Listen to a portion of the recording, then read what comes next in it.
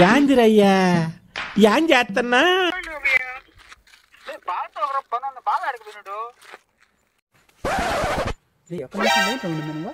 పని మేలయా స్వామి, బాగా ఎంజాయ్ చేస్తున్నావా?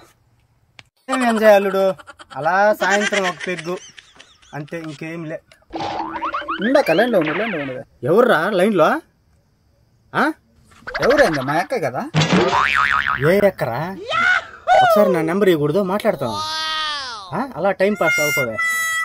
అక్క, మా బావ ఫోన్ మాట్లాడతాడంట, కొంచెం మాట్లాడక నువ్వు. దూరం మాట్లాడుతున్నా. మాట్లాడదు. అల్లుడు, మీ అక్క పేరేంది? సునీత బావా.